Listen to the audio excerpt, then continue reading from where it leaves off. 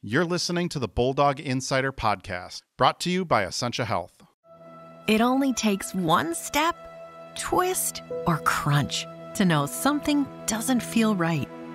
Essentia Health's orthopedic and sports medicine team gets you back to doing what you love with commitment, resilience, intention. We're here to keep you moving forward. Visit essentiahealth.org to learn more about orthopedics and sports medicine, like nowhere else.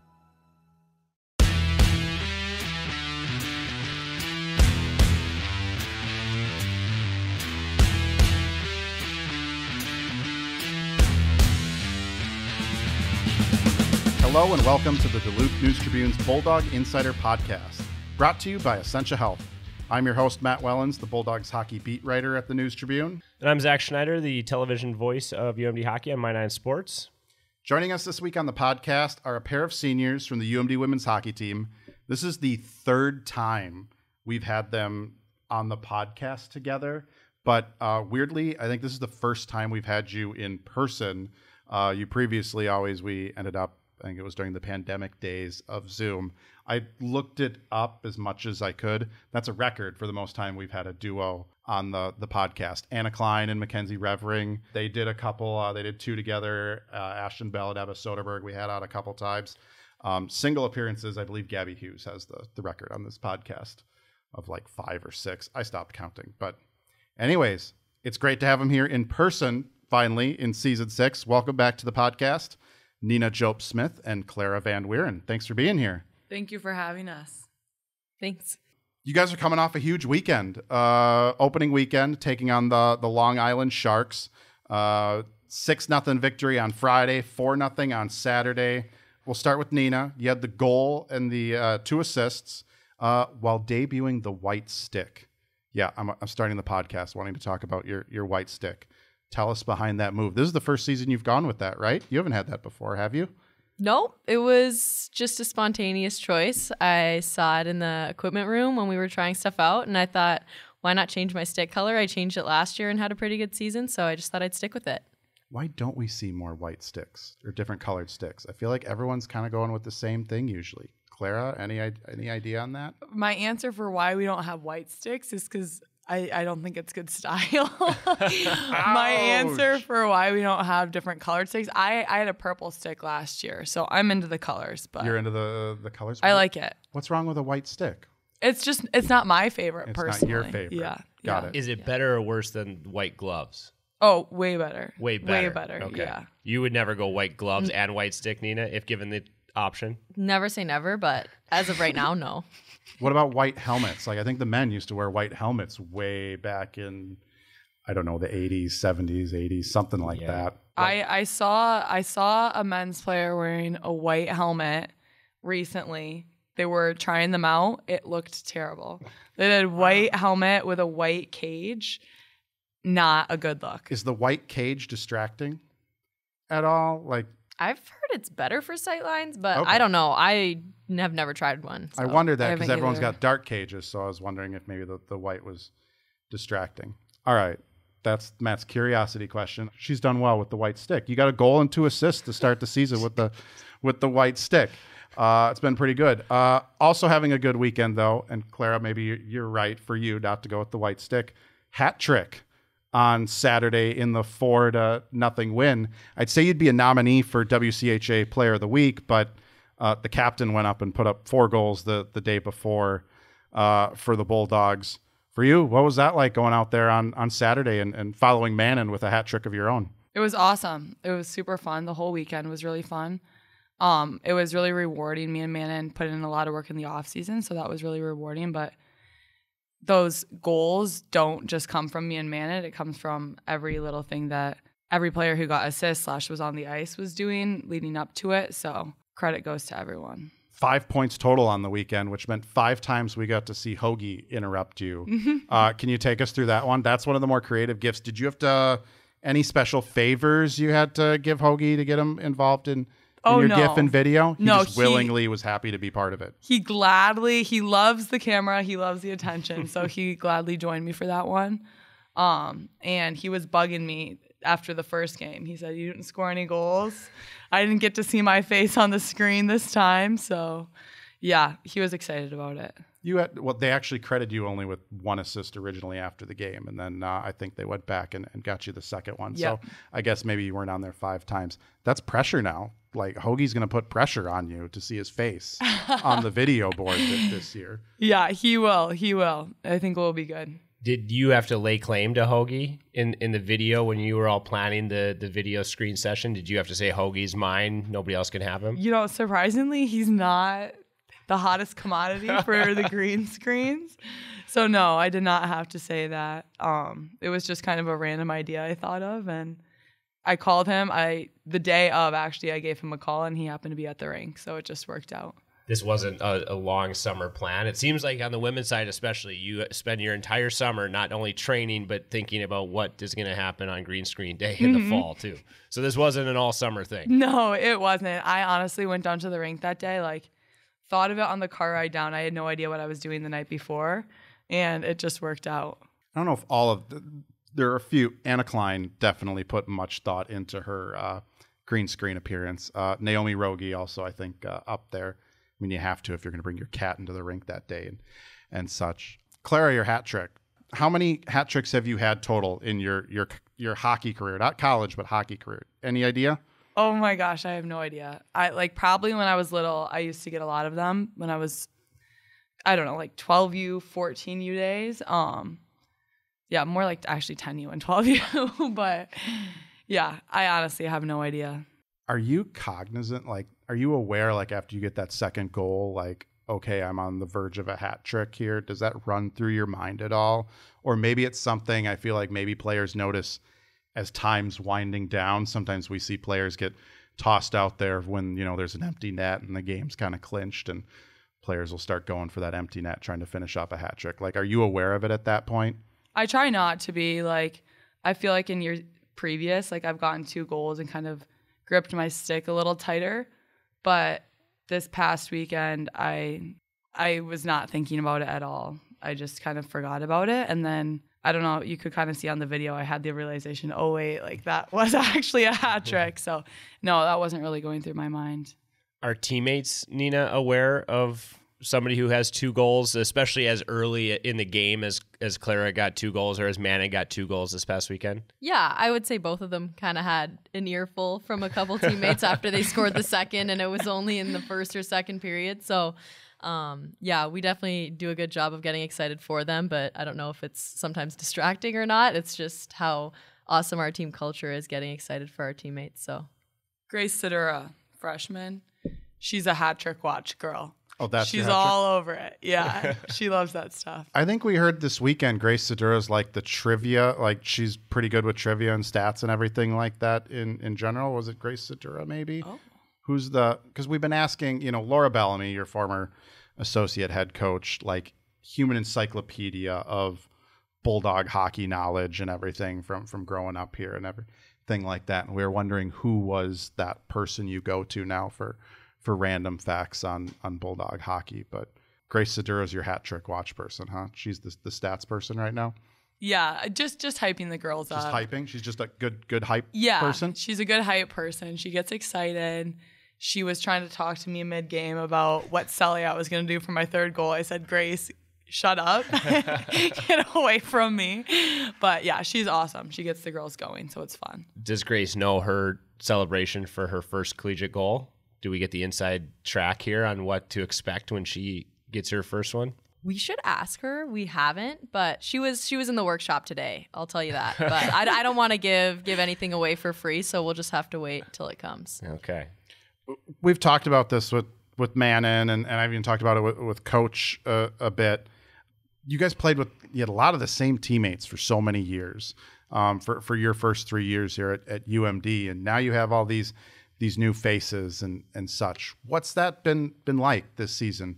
All these new faces in the locker room and on the ice and new teammates, getting to know them. Yeah, I mean, obviously it was hard losing girls, but having new teammates always brings excitement, and change always brings opportunity. So I think we've just been really looking ahead into our season, and all the new players we do have just brings a lot of different things, and I think it's something to be really excited about. Is it different also being the veterans now on the team after graduating such a large class of players who had been here for 4 or 5, in Rogi's case, 6 years? Yeah, definitely. I mean, we went from being the middle class to some of the oldest girls on the team. So that's definitely a change, but I think we both came ready into the position and are excited about it. So what's the mindset when you have a team like this, when you've had an older team, a more experienced team for a lot of your careers, from when you were younger to when you were sophomores, juniors, and now you're getting to the end of your careers, the last kick at the can type of thing, and you look at the way this team is constructed, and we knew going in, or we thought going in, that the upperclassmen were going to have a big impact, and certainly on opening weekend, we saw a lot of the seniors play a big role in what happens. So how much focus do you put on that, or are we reading too much into it through the off season to say if 4 or 5 of you seniors can progress from even where you were last year, which was a great year, that's the key to success for this year's team? Yeah, I think we look a lot at that, and like I said, the opportunity just brings more opportunity for people to step up. So I think we're looking to build on what us individuals did last year, and then hoping to contribute to the team as well in that way. We saw a lot of new faces step up this weekend, and obviously there's room for new players to come in and make an impact right away. I want to start with a couple of transfers. Reese Hunt had a ridiculously nice goal there on Saturday, plus 3 assists.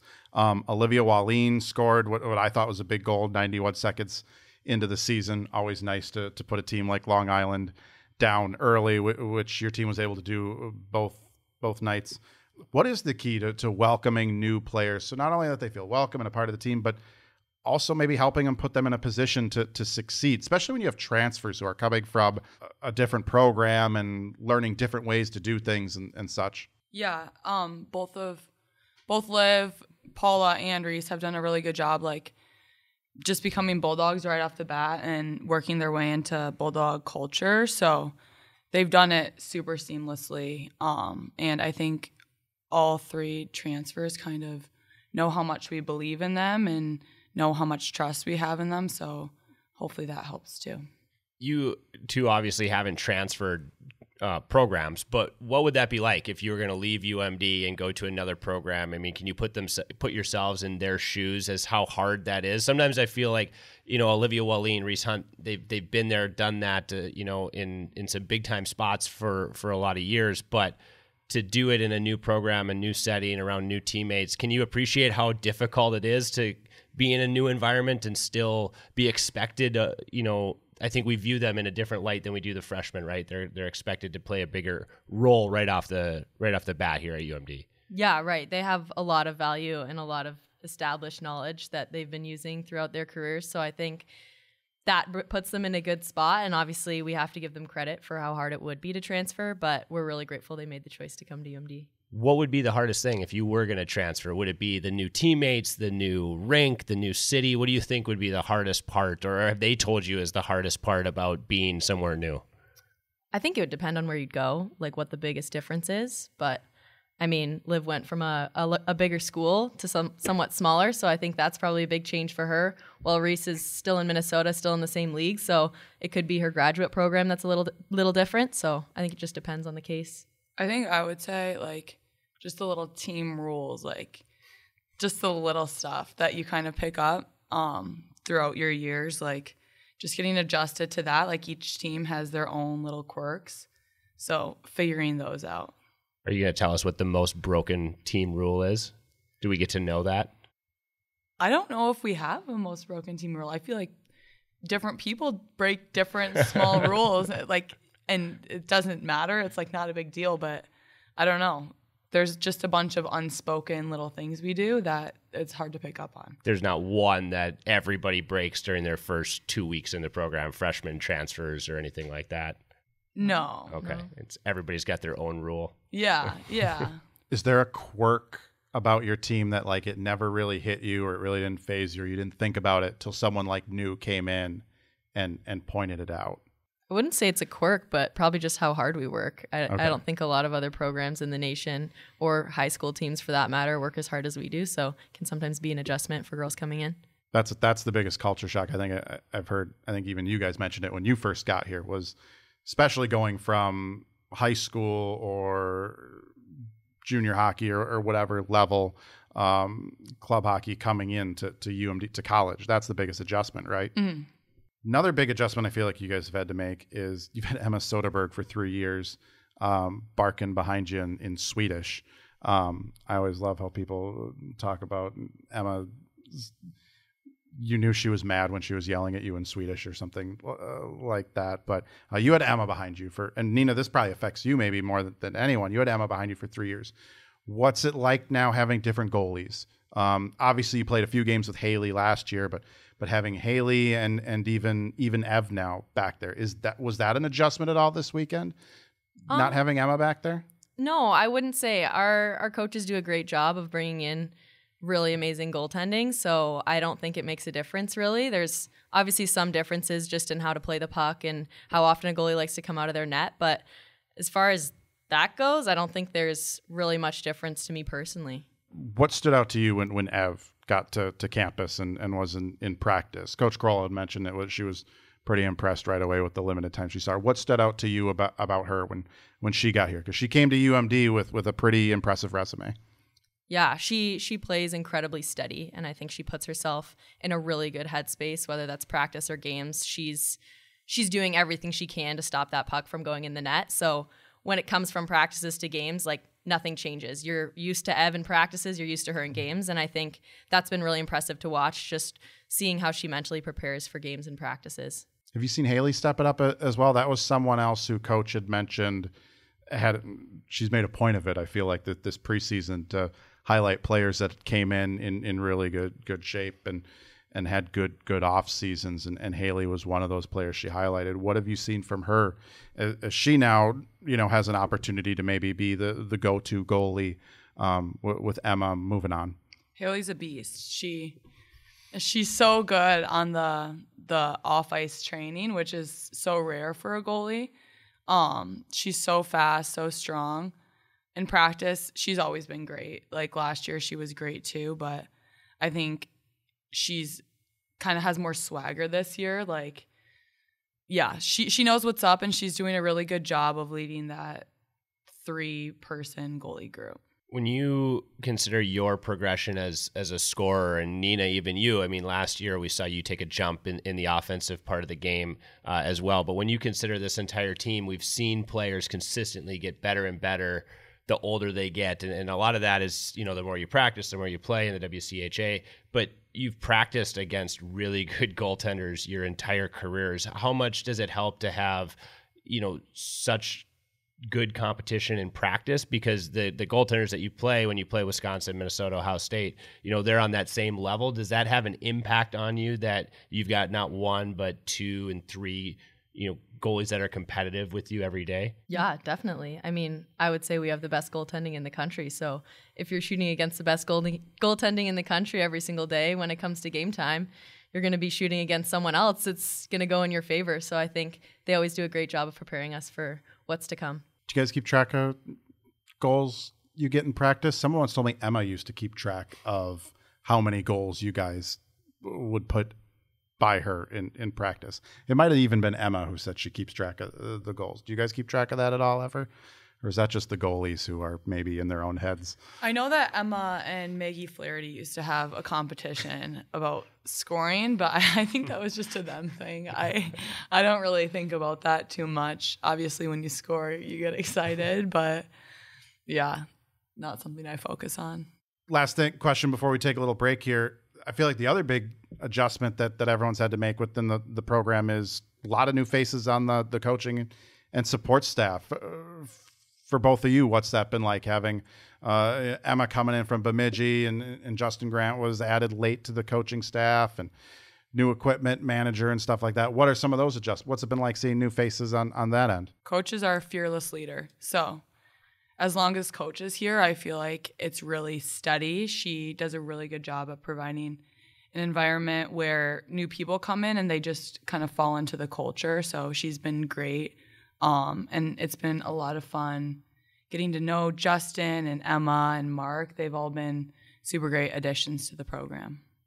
Yeah, they bring a lot of valuable experience from other places, and same with Chase in the weight room has also been a huge add, and his philosophy is something that we all really commit to, so that's been a really good change for us. I've heard a lot of people really excited about Chase. He brings an NHL background, worked at the Colorado Avalanche and such like that on both the men's and the women's side. What are some of the new things you think he's kind of helped you with early on here?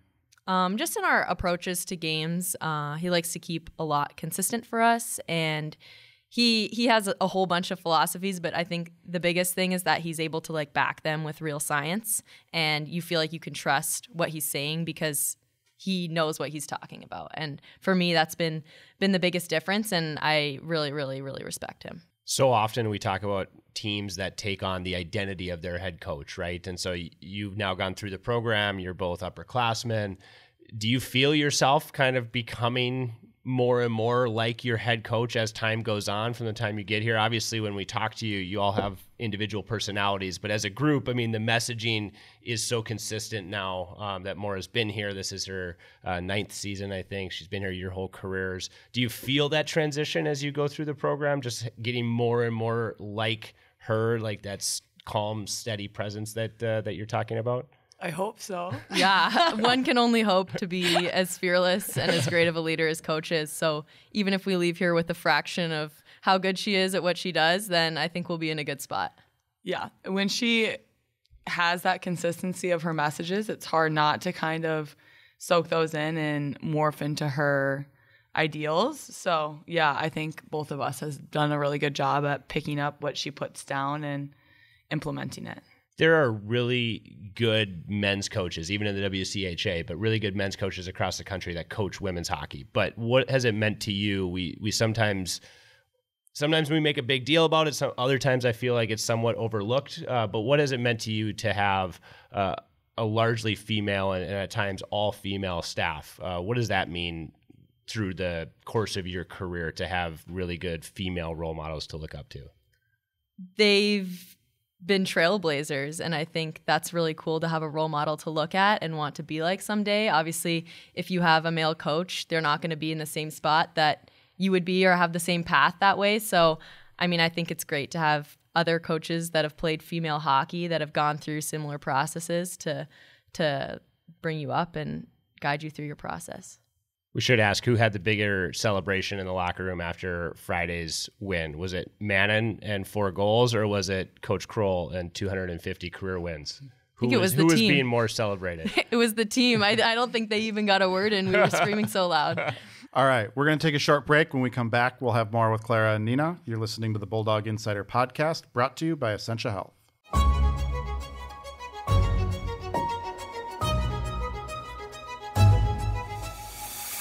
Greetings from Northlandia, a place to bring your curiosity, because here you will find curiosities. Whether it's a look inside the Northern Rail Train Car Inn or an introduction to Duluth's musical roboticist, Robot Rickshaw, we celebrate the region's distinctive people, places, and history. Each week, I'm joined by my fellow reporters who share the unique and fascinating stories that they discover while exploring the Northland. You can find new episodes of the Northlandia podcast on Apple, Spotify, or wherever you get your podcasts. Join us along this journey and discover the extraordinary stories that you just might miss if you're not in the right place at the right time, ready to step off the beaten path with no rush to return, here in Northlandia.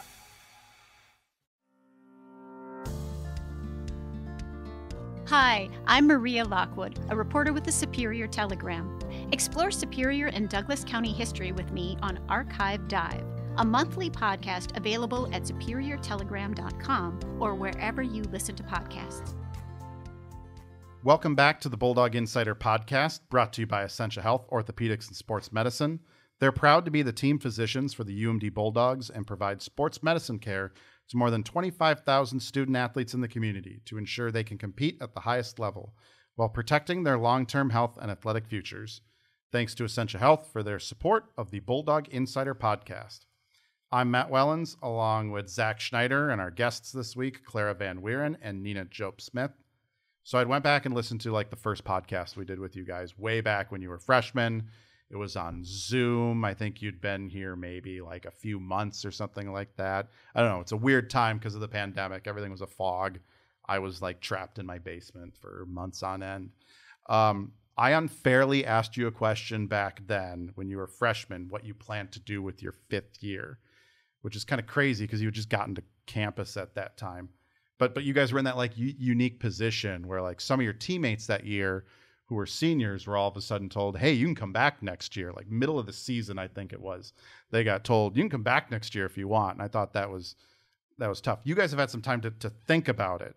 So maybe it's unfair asking it in October here, but like, have you guys had how long have you been thinking about, like, have you gone through your college careers here thinking this is 4, or did you already plan it out for 5 and such? I should ask first, like, where are you at academically? Nina, what's your major? Civil engineering. Civil engineering. Yeah. So I've been fortunate enough to plan my degree around a 5-year course schedule. So that's helped me because I ended up declaring late in my sophomore year to just get everything done that I need. So I guess there's been that grateful hope that coaches would want us back for a 5th year. So I've been lucky enough to have that opportunity. Civil engineering, I call that's a smart person degree. That's a tough one. I could see wanting to spread a lot of math involved in that, right? Am I right? Yeah, it's a very rigorous schedule. There isn't a lot of room for any electives or extra courses. So it's really a good thing I can spread it out over 5 years. Clara, what's your major? That sounds terrible, first of all. To us too. I don't want it that when I say smart person major, that's what I'm like. Yep, I wouldn't have been able to do that. I couldn't do that. When I ask, is there a lot of math in your major? That's like, oh, nope, not doing that. Clara, what's your major? I'm political science and philosophy. That's good. That's fun. I could do that one. The philosophy part maybe would be challenging. No, to it's me. still too smart for me. Still too smart? Still too smart? I'm doing what I should be doing. Communication. Talk about hockey. Clara, how did you handle it when you find out early on that, hey, I can do this over 5 years if I want? Yeah, it's really exciting. Obviously, I've been kind of planning for that 5 years my whole time. I cannot imagine if this was our last year here. I don't know how in the past people have done that. It just seems way too short. So I'm super excited to come back for a 5th year. So you're telling us coaches have no choice. You're coming back for a 5th year. And I was actually going to ask, did coaches tell you had a choice? Like, you're staying here. Well, they were probably just excited there. Nina just declared civil engineering. She's not going anywhere. Well, she's not going anywhere. Yeah, that was just something that had to be confirmed when I was switching my major. Otherwise, I wouldn't have been able to fit it in. And being an international student, things kind of get complicated when you don't finish your degree in the 4 years you're given. So, yeah, I had that excuse behind me, and coaches were...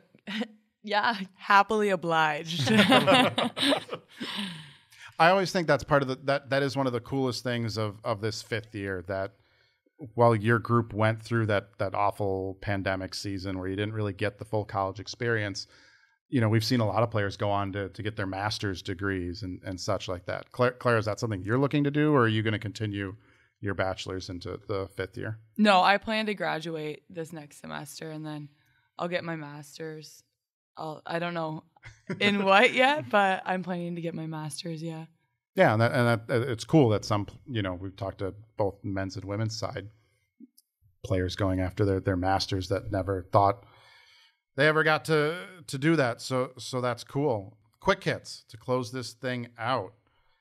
If you could design a 3rd jersey for the Bulldogs, what would it look like? Your team is notorious for having awesome 3rd specialty jerseys.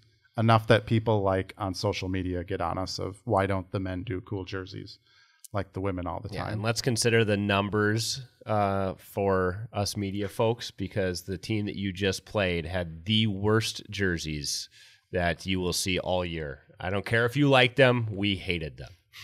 I liked them. I didn't even notice awful. them. I like don't. Long I don't Island have a jerseys. vision The of gold numbers on powder blue can never return to Adams Oil Arena if we have a vote. Yeah, I wouldn't say it's a very intimidating color combo, but I do think they look good together. Back to the special jersey question, I would go for an all black look. So black breezers, black helmet, and do the skating champ on the front in gray.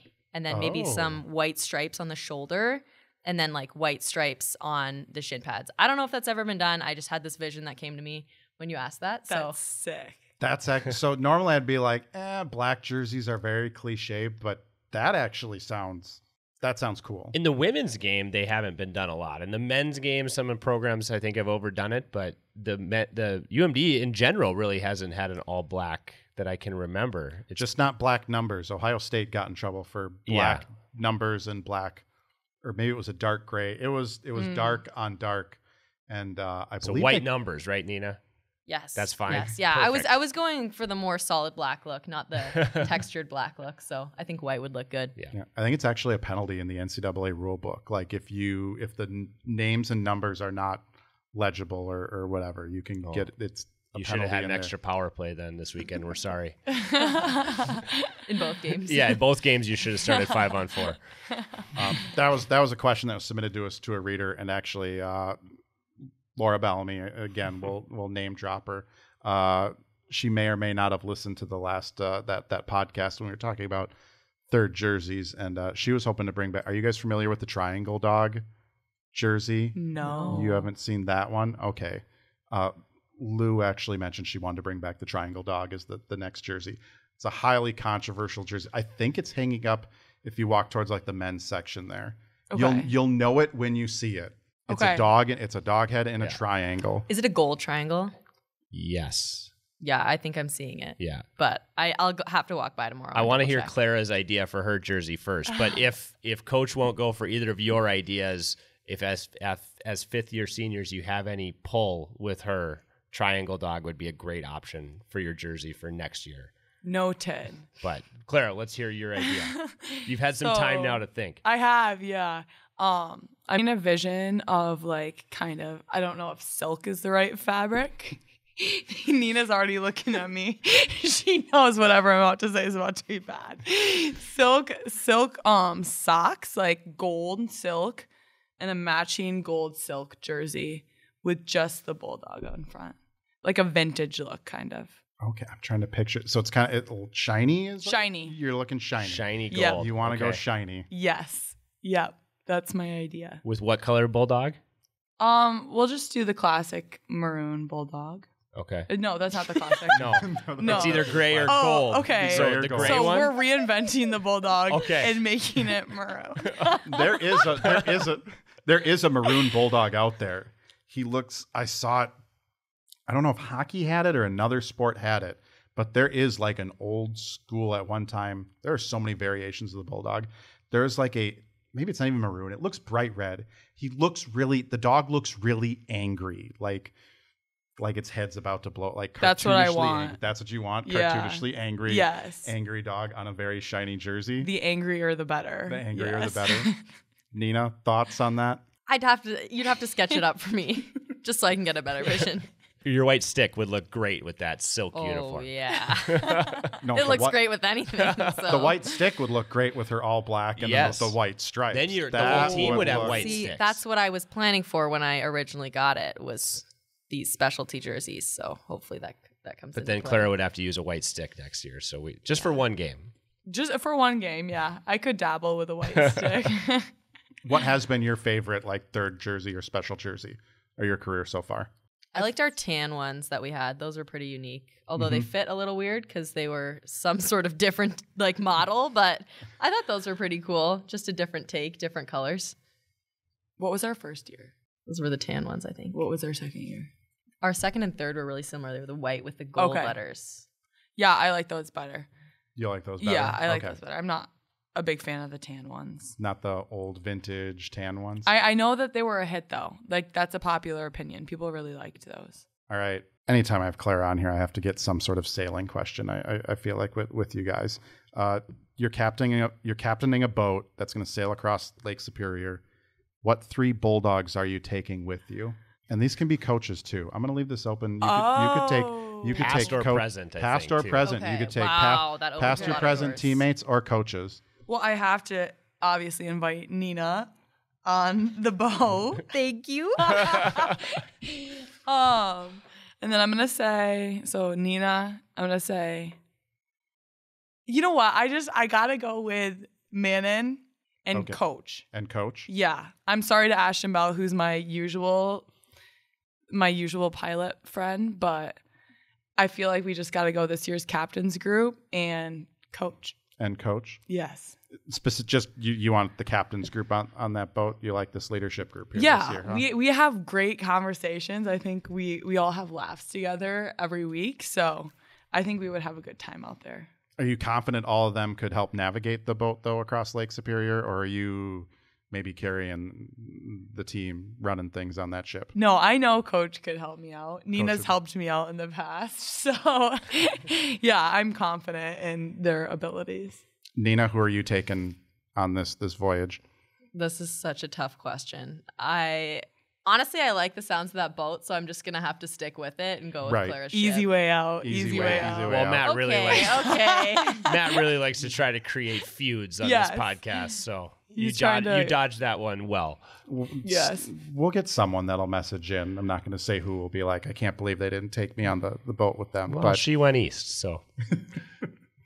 That's who will message us. Okay. Laura listens and still does probably, but she sends us messages. Gotta be the only slighted on this podcast. Okay. Mostly it's about shootouts and who Oh. people would pick in a shootout. And when she's not selected, it really eats at her. Okay, good to know. She has to be now the only non-UMD coach. There can't be another.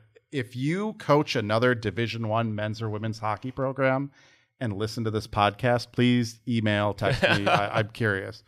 Lou's got to be the only non-Bulldog coach in the country listening to this podcast every week. Nina, if you could grant German citizenship to any current or former Bulldog to get him on your national team, who are you picking? She's to my left right now. Clara. Oh, yeah. I know we'd have a great time, and I know she'd be a valuable asset. She'd fit into the German culture and everything, too. Do you know any German, Clara? No.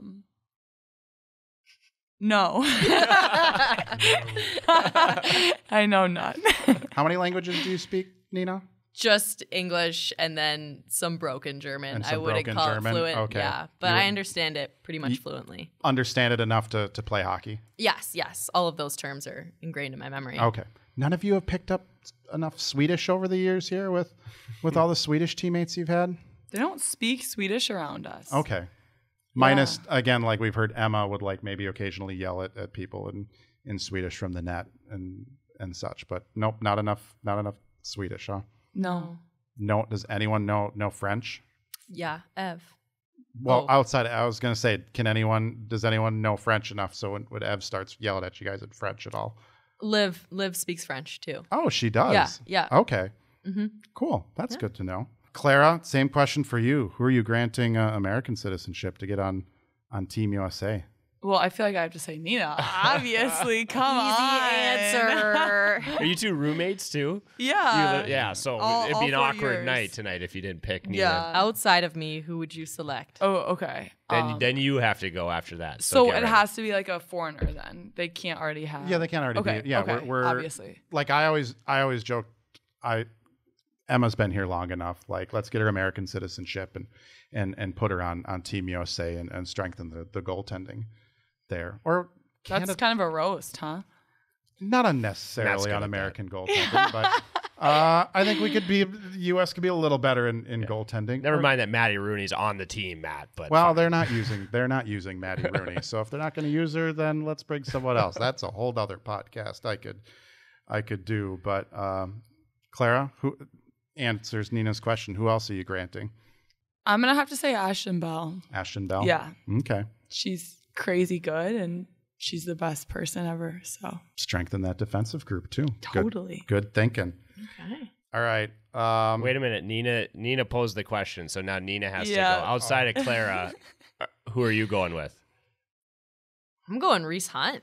She's been a great teammate for the past month, so I know she'd bring big things. Yeah. Yeah, great pick. Yeah. That was good. That was a great goal she scored on Saturday. Beautiful. Did a nice job there. Sorcery. All right. Since we're talking about some of the alums, a couple of these have gone on to the PWHL. We made our picks. I don't necessarily remember. All I remember is that you guys stole my pick for this question. I remember who I picked because I'm going to win. And you stole my pick probably. So, which former Bulldog scores the most points in the PWHL this upcoming season? I'm going Ashton Bell. You're going Bell? I'll go with Gabby. You're going Gabby? Yep. Who did you have? Jiggy. Yeah, you had Jiggy. That's who I wanted. It's a good one. Who'd you end up getting? I don't remember who I ended up getting. It was either Gabby or Ashton because I think those were the I think three I might have picks. went Ashton, hoping that she racks up the assists from. You can't go wrong from with the any of blue those line three. there. Going blue line. Oh, no, you went Katka. Oh, I did Katka's also. Yeah. Yep. That was on my wild card list. Yep. Too. Katka's got another good shot there for the checks. All right, we will wrap it up there. Clara and Nina, thanks for joining us again, a third time on the podcast. I guess if you come back, maybe we'll make you come back on here a fourth time if you're willing. Pleasure as always. Thank you for having us. Yep. Thank you so much. You can find the Bulldog Insider podcast. Find us on Apple Podcasts, Spotify, wherever you get your podcasts. Subscribe and rate us. For more Bulldogs hockey coverage, visit DuluthNewsTribune.com/Bulldog Insider. Subscribe to gain access to all of our coverage all season long.